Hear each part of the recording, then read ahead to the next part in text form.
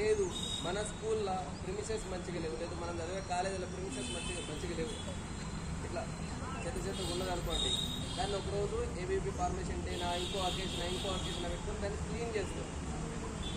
అప్పుడు అక్కడ ఉన్నటువంటి వాళ్ళంతా ఏబీపీ నుండి చెత్త కూర్చే వాళ్ళ అని అనుకున్న ఇబ్బంది లేదు, కానీ ఏబీపీ ఆ కార్యక్రమం చేస్తుంది. మెడికల్ అండ్ డెంటల్ స్టూడెంట్స్తో కలిసేసి కొన్ని రకాల కార్యక్రమాలు ఇటువంటివి ఇక్కడే కాకుండా రూరల్ ఏరియాస్ ఎక్కడైతే అడవి ప్రాంతం ఉంటుందో అక్కడికి వెళ్ళి అక్కడ ఉన్నటువంటి పరిస్థితులు, అక్కడ ప్రజలు ఎటువంటి అనారోగ్యాలకు గురవుతారు, వాళ్ళకి అవేర్నెస్ కల్పించడం, అవసరమైతే వాళ్ళకి కావాల్సినటువంటి ట్రీట్మెంట్, మెడికేషన్ ఇవ్వడం, ఇటువంటి కార్యక్రమాలు కూడా చేస్తారు.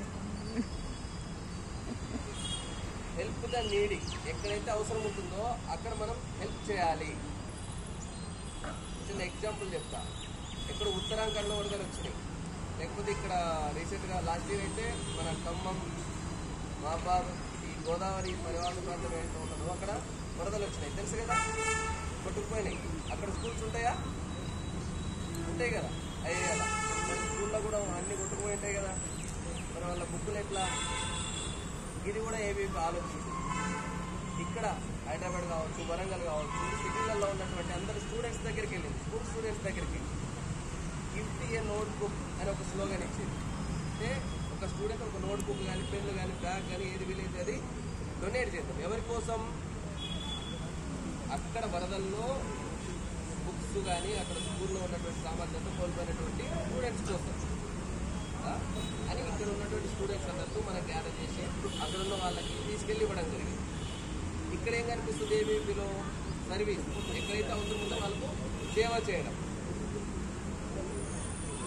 ఇలాగ different type of activities ABP చేస్తూనే ఉంటుంది.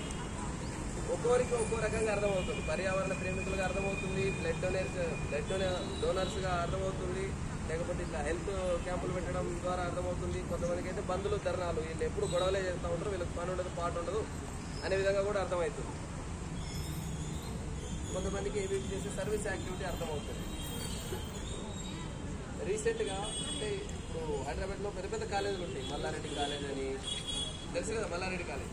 అటువంటి స్టూడెంట్స్ బాగా పైసలు మీద అవ్వుకుంటారా మ్యాక్సిమం. వీళ్ళందరినీ తీసుకెళ్ళి శ్రీశైలం అడవుల్లో 3 రోజులు, ఈ ఆదిలాబాద్ అడవుల్లో 3 రోజులు వదిలేసారు.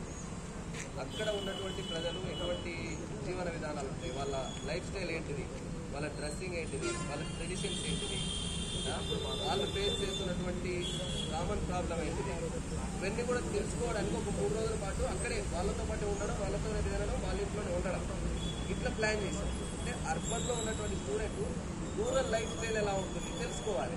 వాళ్ళకి ఆపర్చునిటీ ఎక్కడి నుంచి వస్తుంది? కాలేజీలు తీసుకెళ్తారా? తీసుకెళ్తే ఎక్కడికి తీసుకెళ్తారు? ఒక సైంటిఫిక్ కోర్స్ తీసుకెళ్తారు, ఒక మ్యానుఫ్యాక్చరింగ్ యూనిట్ తీసుకెళ్తారు. అంతేగాని రూరల్ ఏరియాలో మనలాగే ఉన్నటువంటి మనుషులు వాళ్ళ యొక్క జీవన విధానాల గురించి తెలుసుకునే అవకాశం మనకు పాఠాల్లో ఉంటుందా? అవకాశం లేదు. అంటే ప్రజెంట్ ఏం జరుగుతోంది, ఇక్కడ ఉన్నటువంటి స్టూడెంట్కి అక్కడ ఉన్నటువంటి పీపుల్కి కనెక్షన్ పొందుతుంది. కల్చరల్ ఎక్స్చేంజ్ లైక్ దేశంలో నెంబర్ ఆఫ్ కార్యక్రమాలు చేస్తుంది.